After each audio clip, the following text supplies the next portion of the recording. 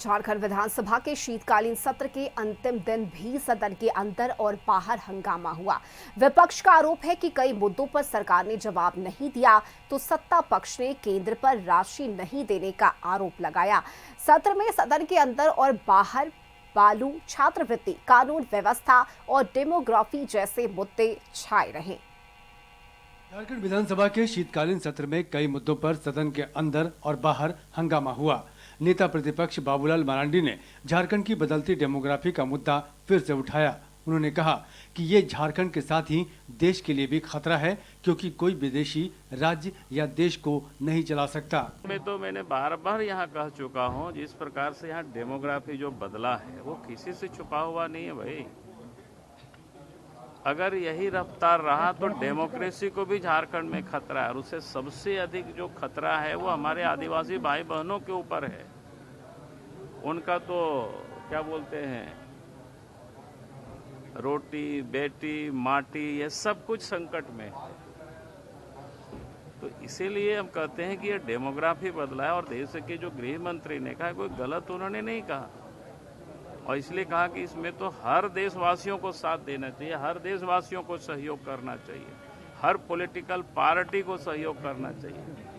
भाई देश की सरकार हो, प्रदेश की सरकार हो, कौन बनाएंगे? भारत के लोग बनाएंगे, देश के लोग बनाएंगे। कोई विदेशी तो हमारी सरकार नहीं बनाएंगे, चाहे राज्य सरकार हो चाहे केंद्र सरकार हो।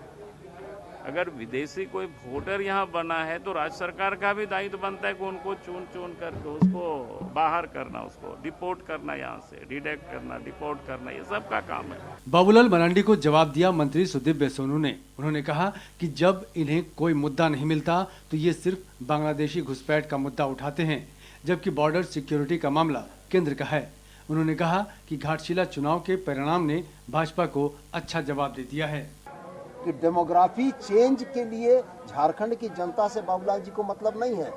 मतलब अल्पसंख्यक समुदाय के मुसलमानों का हवा दिखाकर बहुसंख्यक समुदाय को एकजुट करने की कोशिश डेमोग्राफी चेंज के नारे को बाबूलाल जी के मुंह से निकलवाती है।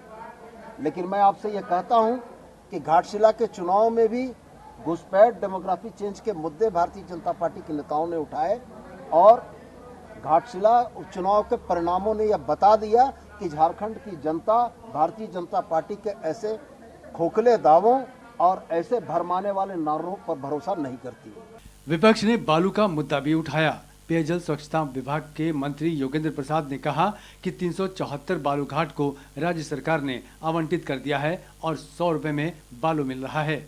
उन्होंने केंद्र पर पैसा नहीं देने का आरोप लगाया और कहा कि पैसे तो दूर, जल शक्ति मंत्री मिल भी नहीं रहे। और मैं आज भी ठोक के कह रहा हूं कि 374 बालू घाट पंचायतों को हस्तांतरित कर दिया गया। बैलगाड़ी से ले जाएं चाहे ट्रैक्टर भर के ले जाएं, मात्र 100 रुपया लगेगा। अगर हमारे पेयजल में अगर पैसा नहीं है तो केंद्रांश का राशि हमको नहीं मिला, जिसके चलते हमारी विभाग में पैसा नहीं, और पैसा नहीं है तो जिसके चलते योजनाओं को अग्रतर कार्य नहीं कर पा रही है। मैंने कल भी कहा है कि हमको मात्र 6500 करोड़ रुपया आज तक मिला है केंद्रांश के रूप में, जबकि हमको उनसे लेना है 12,000 करोड़। आज जो पैसा हम कार्य किए हैं उसकी पैसा अभी 6300 करोड़ लगभग बकाया है। मैं एक नहीं 3 बार जा चुका हूं केंद्र में, जल शक्ति मंत्री से मुलाकात, और प्रत्येक बार आश्वासन मिला है। भाजपा विधायक प्रदीप यादव ने मंत्री योगेंद्र प्रसाद के आरोपों को सिरे से नकार दिया और कहा कि ये लोग उस लायक ही नहीं है कि केंद्र से पैसा ला पाएं।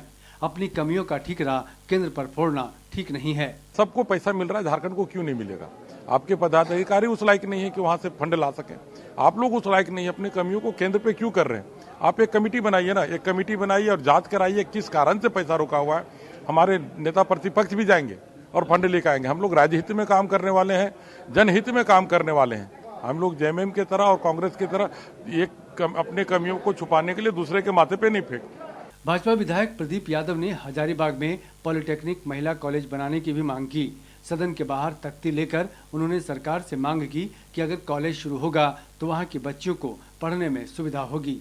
एनबीसीसी का प्रोजेक्ट था पॉलिटेक्निक कॉलेज बनाने का, 2011 में शुरू हुआ था, 15 में बनके बिल्डिंग पूर्ण रूपेण तैयार, और आज तक उसमें पॉलिटेक्निक कॉलेज नहीं खुला।